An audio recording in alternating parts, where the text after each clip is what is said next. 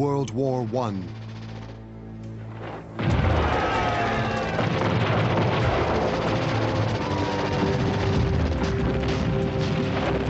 Four years of bitter conflict. Known as the Great War, or the war to end all wars. It's grim trench warfare, with Europe the main theater of war. But this was a war fought on many fronts. So there's another story, rarely told, of huge importance during the war and of lasting significance.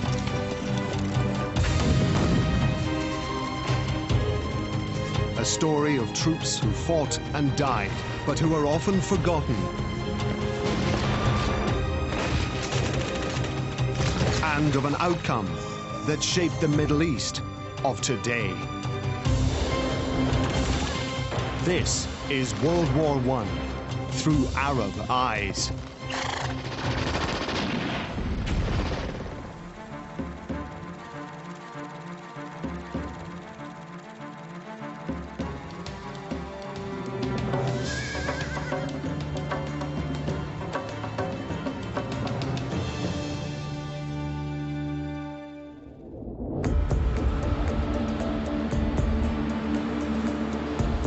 Malik Tariqi, the Tunisian writer and broadcaster, is taking us on a personal journey across a dozen countries.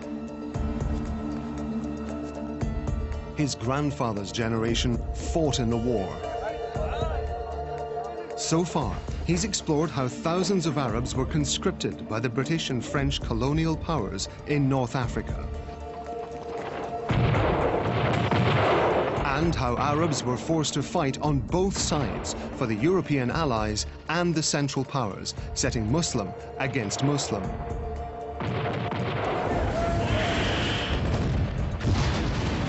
And the vital role played by Arab troops in the Ottoman army at Gallipoli.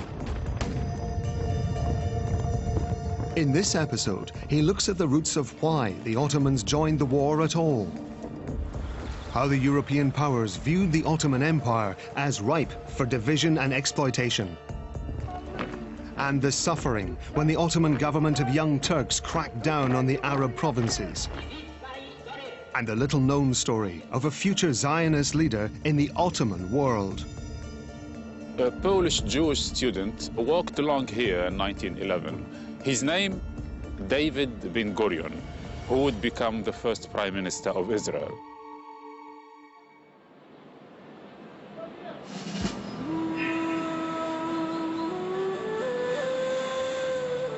كانت لدى العرب دوافع حقيقية للتفكير بمصيرهم بمستقبلهم بعد دخول الدولة العثمانية الحرب العالمية الأولى. أولاً فرضت دول الحلفاء على البلاد العربية أي آسيا العربية آنذاك، فرضت عليها حصاراً اقتصادياً. منع الحجاج من الوصول إلى مكة بالنسبة للحجاز. منعت المواد من سكر، شاي، قهوة، زيت، كل هذه زيت كاز إلى آخره التي كانت تأتي من أوروبا، منع دخولها إلى هذه البلاد. منعت تصديرات هذه البلاد إلى الخارج، ولذلك أصبحت البلاد في أزمة اقتصادية حادة. طيب في هذا الوضع أيضا قال العرب هذه الحرب لا ناقة لنا فيها ولا جمل. لماذا ندخلها؟ لماذا دخلها الاتحاديون؟ A very good question, and one with roots deep in Ottoman history. Before 1830, the Ottoman Empire stretched from Mesopotamia in the east to the Red Sea and most of the North African coast. But over the next 80 or so years, the Ottomans lost Algeria, Tunisia, Egypt, and in 1912, Libya. Then they lost territories much closer to home in the Balkan Wars of 1912 and 1913. So Britain, France and Russia began plotting how to exploit the potential collapse of Sultan Abdul Hamid's empire for their own individual benefit. Sultan Abdul Hamid II, who ruled the empire from 1876 to 1908 or 1909, felt that the Western European powers were playing dirty games. In his mind, and in the minds of the advisors around him and many Ottoman observers, the European powers were supporting nationalist independence movements within the Ottoman Empire. He saw that the great powers were using religion, especially Christianity, to mobilize those nationalist movements in an effort to undermine the Ottoman Empire. The Sultan's view was not wrong. The European powers saw unrest in the Arab world after nearly 400 years of Ottoman rule as an opportunity. But there was a stumbling block. Provincial Arab leaders and intellectuals were thinking about gaining independence from the Ottomans. But for ordinary Arabs, the Sultan in Istanbul was the Caliph of Islam, the leader of the Muslim world. Whichever side you were on, there was a close bond with the Caliph, respect and loyalty for him across the Arab world. An incident later in the war illustrated this clearly. The British captured 700 Iraqi soldiers in 1917 and sent them to Egypt. The British offered to free the prisoners if they'd support an Arab revolt against the Ottomans, led by Sharif Hussein of Mecca. But few Iraqis accepted. Most were uneasy at the idea of challenging the Caliph. Books such as the 1938 work by George Antonius, The Arab Revolt, exaggerated the support of Sharif Hussein's 1916 revolt against the Ottomans, and exaggerated and painted a very negative image of Ottoman rule, of 400 years of Ottoman rule. And even many European colonialists tended to denigrate the Ottoman past, and to the point of referring to it as so despotic and backward that it almost welcomed the arrival of European colonialism. The Ottoman army was also diverse. In November 1914, up to 300,000 of their troops were Arabs from Greater Syria. Of the army's 9 most senior commanders, 2 were Albanian, 2 from the Caucasus, and 2 Arab. And in politics, Said Halim Pasha, the Grand Vizier, or Prime Minister, was from Egypt. The British had to find a way to challenge this holy bond between the Caliph in Istanbul and his loyal Arab Muslim citizens. They approached Hussein bin Ali, the Sharif of Mecca. He was a descendant of the Prophet Muhammad, leader of the Hashemite people and ruler of Islam's most holy place. The British thought he alone could challenge the Caliph in Istanbul, but it would not be straightforward.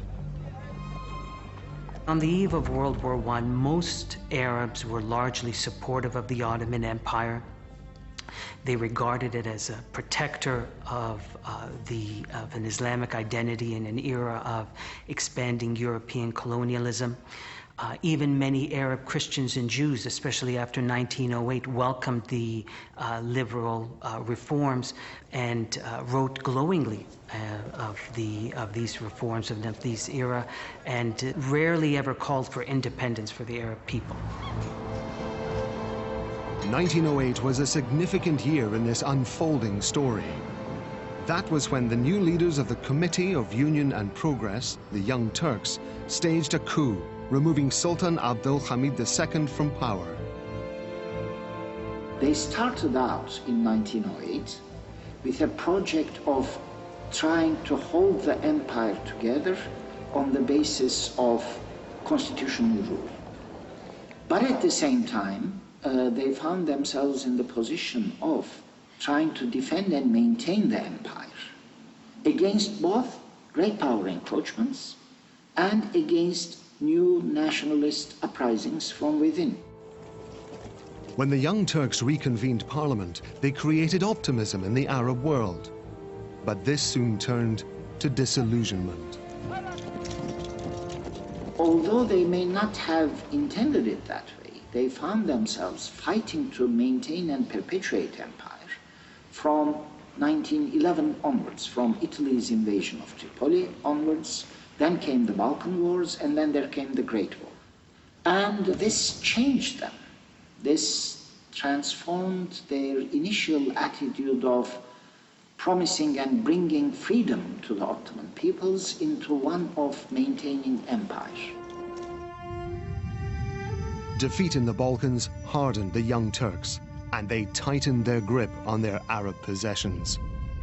The Balkan Wars of 1912-13 and catastrophic defeat and final eviction from what had been the Ottoman Balkans brought about an enormous quantum jump in the development and rigidification of Turkish nationalism, and also they became more and more dictatorial. The Young Turks had hoped to stay out of the war and ally themselves with Britain and France, but neither of these two countries would go against Russia, so they were not an option. Besides, the Ottomans and Germany had a history of friendship. Kaiser Wilhelm II first visited Istanbul in 1889 to befriend Sultan Abdülhamid. 9 years later, he landed at Haifa on a state visit to the Ottoman East.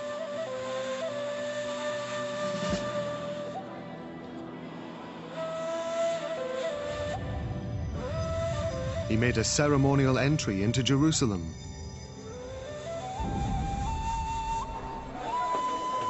And visited the tomb in Damascus of Salah ad-Din, the famous medieval Muslim warrior who defeated the Crusaders. There was mass celebration when he announced that Germany would pay for the renovation of his grave. The Kaiser also declared his friendship of the world's 300 million Muslims and gained the nickname Haji Wilhelm. So Germany was a natural ally.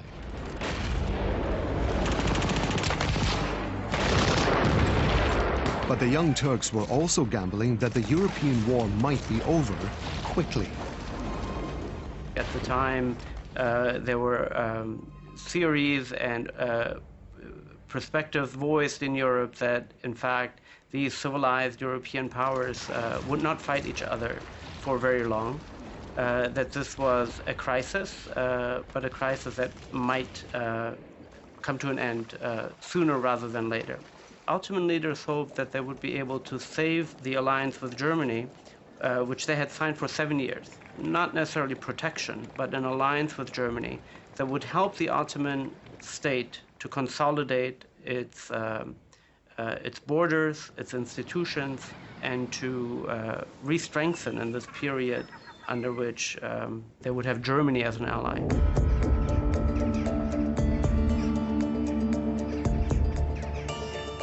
However, Germany needed this deal as much as the Ottomans. They were outnumbered on the ground in Europe and could open new eastern fronts against Russia and the British.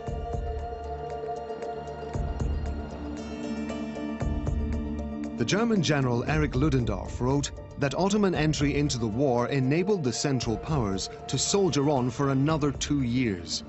Otherwise, the war might well have been over by 1916. This is the house in Istanbul of Anwar Pasha. He led the secret negotiations with Germany on behalf of the Young Turk or Unionist government.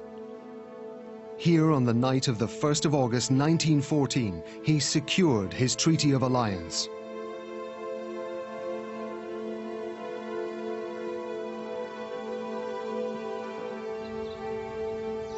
Anwar Pasha was a fan of everything German. He spoke the language, trained in military college there, and admired the way Chancellor Otto von Bismarck had modernized the state. They had enormous admiration for Prussianism, for Bismarckianism, and for the German Sonderweg. Germany had to follow its own special path, and it was envisioned as, and it became a path in which the German military, the German army, played God to the nation and the state. It was perceived, and it really was true to a large extent, that the German nation and the German state were called forth in a very strong sense by Prussia and the Prussian army. And this is what Bismarckianism was all about. The Unionists perceived themselves as pursuing a kind of Prussian path in the context of the Ottoman Empire. And it wasn't just the Young Turks who admired Germany. Some Arabs were impressed by its achievements. National unity, military expansion, scientific research, and economic development.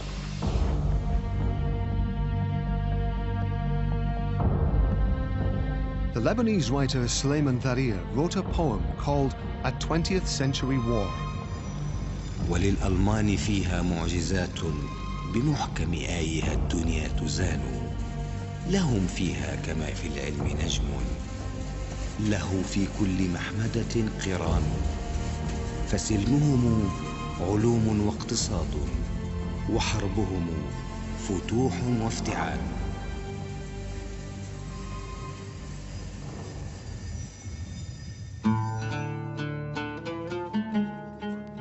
In August 1914, Anwar Pasha's treaty was still a secret. But in the second week of November came the formal Ottoman entry into the war. And the Grand Mufti's call for Muslims to join a jihad against the Entente powers here at Al-Fatah Mosque in Istanbul.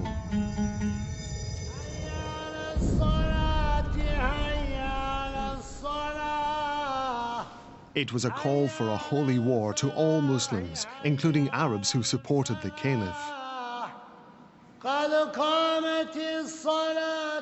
The Germans believed that this call could undermine their enemies' war efforts.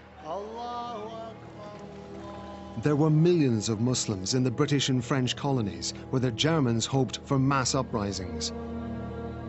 They launched a campaign to influence Muslims fighting for the Allies.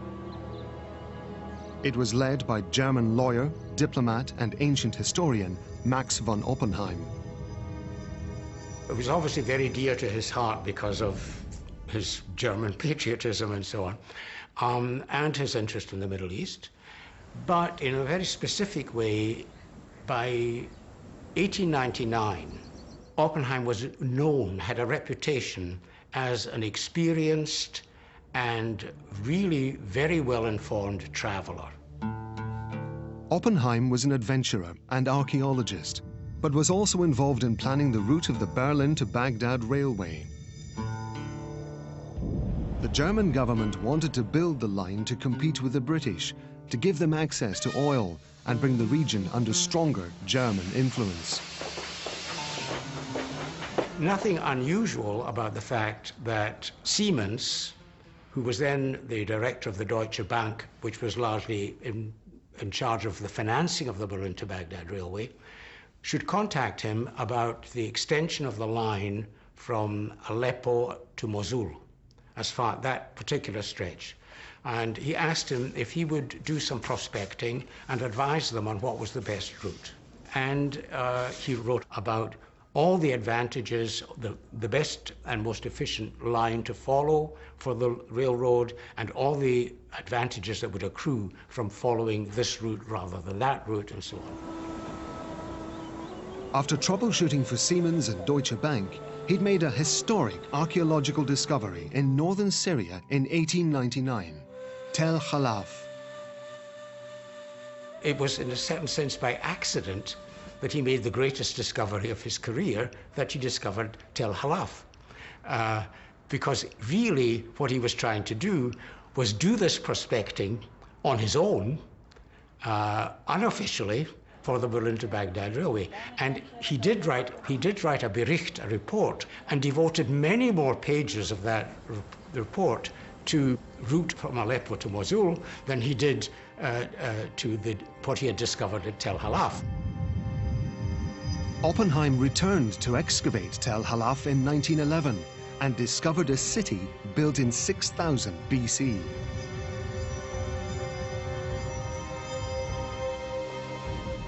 The Berlin to Baghdad railway took 37 years to complete, by which time Europe would be at war again.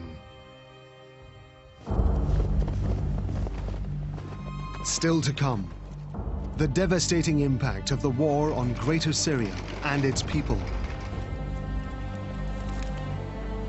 When we think about World War I, we think about the British and the French and the Germans, but really the Ottoman Empire suffered far more than any of the continental powers. The terrible effects of the Ottoman repression of Arab nationalists. قتلوا الانتليجنسيا العربية. And a modern Greek city, and its story of one of the founders of Israel. During centuries of Ottoman rule, this was mainly a Jewish city. It was called the Jerusalem of the Balkans.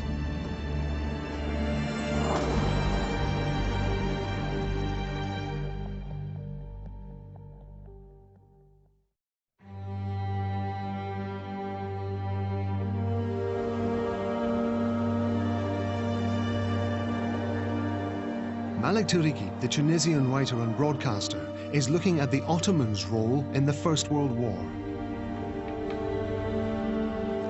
When Istanbul entered the war in mid-November 1914, Arab troops were forced to fight on both sides. For the Ottomans, and as conscripts for the European allies occupying Egypt, Morocco, Algeria, and Tunisia, hundreds of thousands died.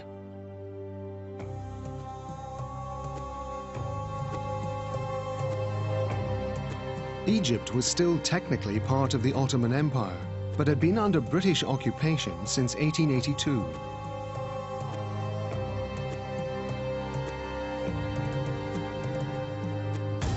When the Ottomans entered the war, Britain declared a protectorate over Egypt.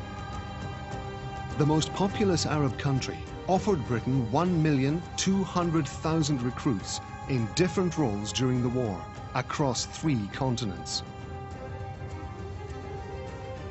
500,000 of them died.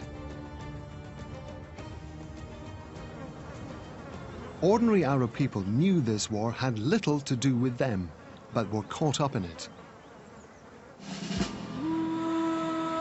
The Jordanian capital Amman was then in Greater Syria. Malik went in search of what happened there. والشريف حسين بعث برقية عندما أعلنت الحرب مباشرة إلى الصدر الأعظم يرجوه أن يعيد النظر في الموضوع وألا يعلن الحرب لأنها ستكون وبالا على البلاد العربية جميعا وعلى الدولة العثمانية، وأن الاختيار بدخول هذه الحرب خطر كبير على الدولة. And Sharif Hussein was proved right. The young Turk government appointed Jamal Pasha as governor of Greater Syria. He acted ruthlessly against anyone suspected of Arab nationalist sympathies. His nickname was Al-Safah, the bloodshedder. بعد إعلان الحرب ب10 أيام قررت الحكومة التركية آنذاك إرسال أحمد جمال باشا واليا على بلاد الشام، وكان في الوقت نفسه وزيرا للبحرية، وكانت مهمته أن يقود حملة عسكرية لتحرير مصر من الاحتلال البريطاني.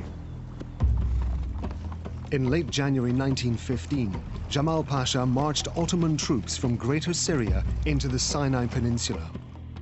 In February, they tried to cross the Suez Canal, east to west. But the British troops guarding the canal repelled the attack, and the Ottomans withdrew. بنوا 3 جسور لم ينجح منها إلا جسر واحد نزل فيه حوالي 600 جندي معظمهم من العرب.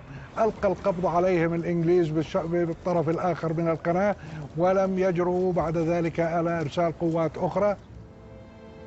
As Jamal Pasha and the Ottomans faced defeat at Suez, Sharif Hussein's revolt was gaining momentum. The British had promised Hussein and his family future control over a greater Arab state in present-day Syria, Lebanon, Palestine, and Jordan. كان لابد لجمال باشا من أن يجد صيغة أيضا لتبريرها، فقال أن العرب لم يسمحوا لي، وخاصة هؤلاء المثقفون لم يسمحوا لي أو متأثرين بالدعاية للشريف حسين الذي اعتبره خائنا لأنه تمرد على الدولة العثمانية آنذاك، وهكذا بدأ بمتابعة التحقيق مع المثقفين العرب من بلاد الشام بوجه عام. حوكموا، وأول وجبة كانت 11 شابا مثقفا قدموا للمشانق وشنقوا في بيروت، ثم تبعهم الموجة الثانية 21 شاب أيضا أعدموا في دمشق. During 1915, Jamal Pasha condemned dozens to death in Beirut and Damascus. He sentenced hundreds to long jail terms and sent thousands more into exile. مرحلة جمال باشا مرحلة مظلمة في تاريخنا. المجاعة، الشنق، الجواسيس، التجويع، الفساد، التآمر، المشانق مش بس بالساحة المزة وساحة الشهداء ببيروت البرج، أيضا بحيفا كمان بذات الوقت يعني قتلوا الانتليجنسيا العربية. But the war did not just affect Arab nationalists. Thousands of men were conscripted. Crops and livestock were requisitioned. Arabs suffered disastrously in Egypt, Iraq, and Bilad Asham, Greater Syria.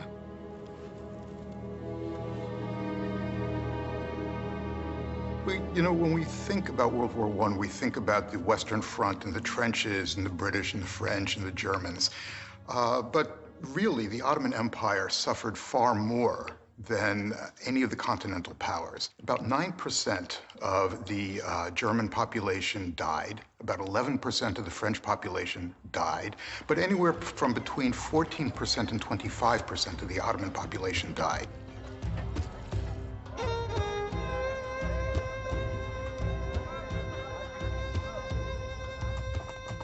أصلاً بكل لبنان ثلث السكان ماتوا من المجاعة، ثلث السكان ماتوا، وثلث شرحطوا وانتقلوا وتهجروا. يعني أصبح هناك كارثة ديموغرافية على لبنان. يعني في قرى بكاملها، عندي تقارير قرى بكاملها اندثرت. بيتنا انهد بالحرب، ووالدي انتقل إلى بيت آخر في سبب آخر للمجاعة أيضا، إنه المهاجرين كانوا يبعثوا أموال لأهلهم في الجبل. مثل جدي كان يبعث لوالدي خلال الحرب، ما عادت الرسائل توصل. يعني عندك خلل بالإنتاج الزراعي، خلل بالمواصلات، خلل بوسائل النقل، وسائط النقل، خلل باستيراد من مجيء المساعدات من المهاجرين. كيف بدو يعيشوا الناس؟ المجاعة هيدا إطارة، والمجاعة خطيرة جدا، نتائجها على الناس. يعني عائلات بأكملها، أولاد، نساء تبيع عفافة بأكل، ناس رهنوا أراضيهم بالحرب مقابل حفنة من الحبوب. عندي قصص إذا بدك أقري لك إياها، يعني لشهود عيان مرعبة بالمجاعة. فهي حفرت في الذاكرة الجماعية للسكان وما فينا نشيلها. Maimouna Al-Amin is Lebanese. She's over 100 years old. The war also left its mark on her. She still remembers how men used to hide or even dress up as women to avoid conscription. But her most painful memory is of the terrible famine. جوع كتير لما اجوا اهل الجبل واهل الضنيه هذه من الجوع، يشيلوا الحلقات من دينيهم يبيعوهن بروحوا تطحين هالقد يجيبوا زعتر برا، يكتوه او يحطوا هالقد طحين يبيعوها، يحملوا الرصوص هيك على الثوج هيك. شفتم بها العين هذا اليوم كلها قبلها. But famine was not the only horror the war inflicted on the Arab world. Let's start with Mesopotamia, or Iraq, with the arrival of 600,000 Indian colonial soldiers. So with these soldiers coming in from Bombay, for example, to other port cities, they're all carrying diseases: typhus, cholera, dysentery, something called a wasting fever, which was devastating, could lead to seizures and coma. What a lot of people suffered without ever having gone to the front was contagion. And the casualty rate from epidemic is much higher than the casualty rate for being at the front. But the front played a role, especially as refugees fled from the front in Mesopotamia and in the Caucasus in particular. They brought with them the lice and the fleas, and lice, of course, carry typhus. And malaria was also a concern. On the battlefield, however, and to the surprise of the European powers, the Ottomans proved a valuable German ally. They'd attacked the British at the Suez Canal, defeated the Allies at Gallipoli in 1915. They forced the surrender of the Indian Expeditionary Force in Mesopotamia in 1916. They contained Sharif Hussein's Arab revolt along the Hejaz railway line. And they forced the British to fight every step of the way in Palestine in 1918. But Ottoman military commanders also committed catastrophic errors. Minister for War and government leader Anwar Pasha sent tens of thousands of soldiers to fight the Russians at Sarıkamış in eastern Anatolia during the winter of 1914 and early 1915. He wanted to regain territory lost to Russia in 1878. Few of his troops had proper weapons or even boots to march in.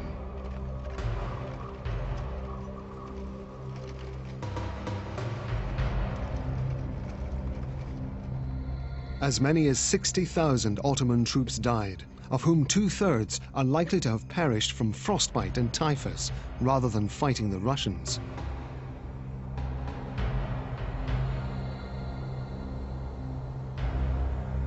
The disaster at Sarıkamış is still marked by local people.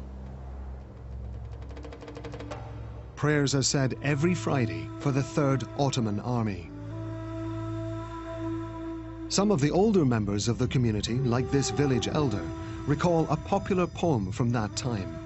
It accuses Anwar Pasha of betraying his own men, a betrayal, they say, that bordered on treason. Huşinginya saldata, Karsverot'un manata. Yani gavurları şıkıltısı geldi. Enver Paşa da manatla Türkiye'yi sattı. Anwar Pasha blamed the defeat on Armenians, who he claimed had sided with the Russians. In April 1915, the government rounded up 250 Armenian intellectuals and community leaders in Istanbul.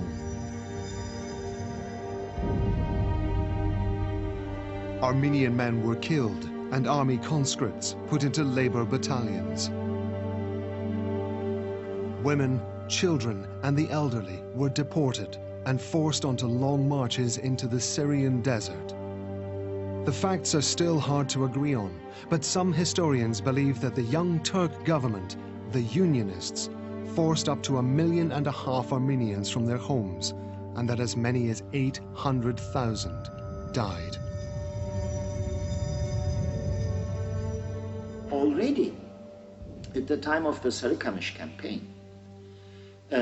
we have Enver cabling Talat in Istanbul, his trusted second-in-charge and interior minister. The Russians are pushing out all these Muslim populations from Caucasia towards our lines, and they are causing disruption to our war effort. Do you think we should, in turn, we should be exiling our Armenians into Russian territories so as to, in revenge and in order to cause a similar degree of economic and administrative disruption? Talat says, no, let's think about this a bit. In time, this germinal idea will be converted into mass Armenian deportations towards the Arab territories, towards the Arabian South. And Armenian soldiers in Ottoman uniform are separated into forced labor battalions. But the idea has firmly arisen that the Armenians have become a totally unreliable, hostile population. It seems that Enver and Talat, more than Jamal, reason among themselves that they are a non-reliable, potentially treacherous population, and let's not wait for it to happen. This time, let's act first and let's undertake massive preemptive measures.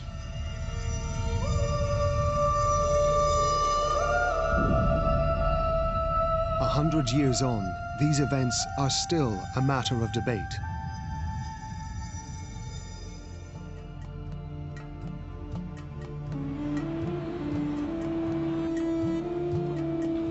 But one of the lasting effects of the Armenian exodus to the Arabian South has been the racial diversity it brought to the region.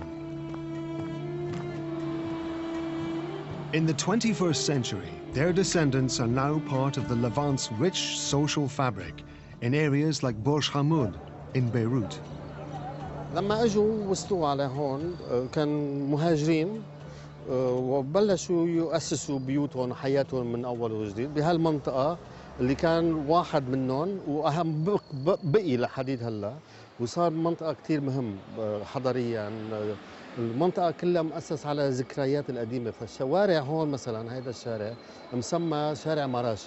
مراش هو المنطقه او المدينه اللي هاجروا من هنيك، فهدول كلهم اللي كانوا من هنيك جمعوا بعض على بعض وأسسوا هذا الشارع. Ethnic diversity has also characterized this city in the northeast of the Ottoman Empire in the early 1900s. Thessaloniki, Salonika, in modern Greece. After their expulsion along with the Muslims from Andalusia, southern Spain in 1492, Sephardic Jews found refuge here in Salonika. During centuries of Ottoman rule, this was mainly a Jewish city. It was called the Jerusalem of the Balkans. Salonika was one of the cities that benefited from a series of Ottoman reforms in the mid-19th century. These included equality with Muslims for both Jews and Christians.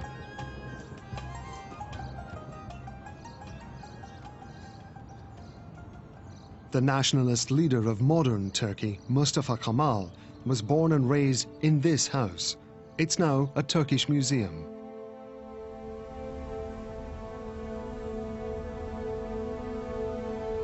The story of Ataturk as the founder of modern Turkey is often told.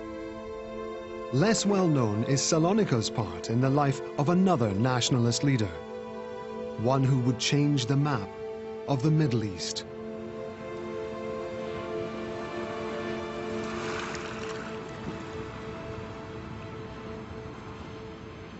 A Polish Jewish student walked along here in 1911. He wore affairs like any other Ottoman citizen. He was here to learn Ottoman Turkish before going on to study law at the University of Istanbul. His name, David Ben-Gurion, who would become the first Prime Minister of Israel.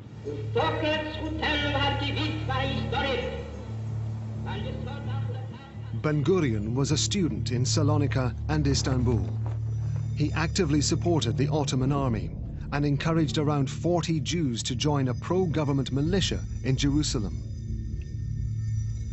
He visited America to drum up support for the Ottoman Empire. Traveling via Egypt, Ben-Gurion toured 35 US cities and hoped to recruit some 10,000 men in support of the Ottoman cause. But he failed, and a major British military advance changed his loyalties. In August 1916, the British went on the offensive against the Ottomans in Suez under General Edmund Allenby. By early 1917, they'd removed the Ottomans from the Sinai Peninsula and continued their march towards Palestine. In December, Allenby entered Jerusalem on foot out of respect for the Holy City. Jamal Pasha, the bloodshedder of Greater Syria, was forced out. Allenby pressed on to take the whole of the Levant and force a complete Ottoman retreat. The signing of the Armistice of Mudros took place on the 30th of October 1918. A month later, the whole war was over. Once Jerusalem fell, David Ben-Gurion joined a Jewish regiment of the British Army in London before returning to Palestine to pursue his political career.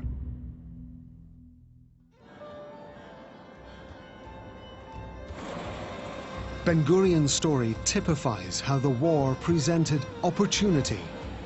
It wasn't so much the speed at which he transferred his allegiance.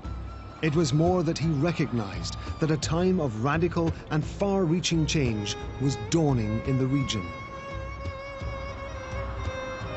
A new world order was about to take shape, and he wanted to be one of its architects. The First World War gave birth to three nationalist movements: Turkish, Zionist, and Arab.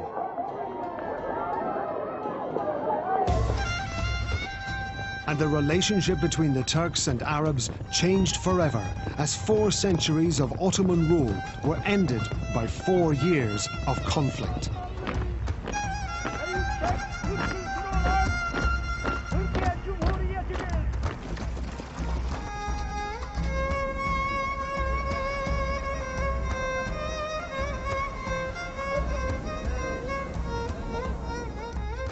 The awakening of consciousness that grew out of this shift in power was a foretaste of the Arab nationalism that was to come.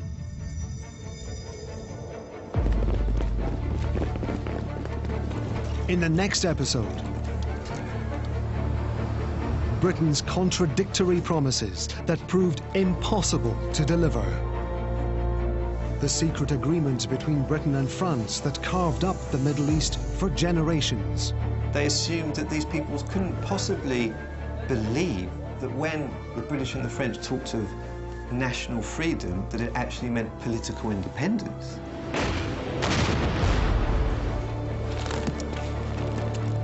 The hopes of that independence that were ignited by the war.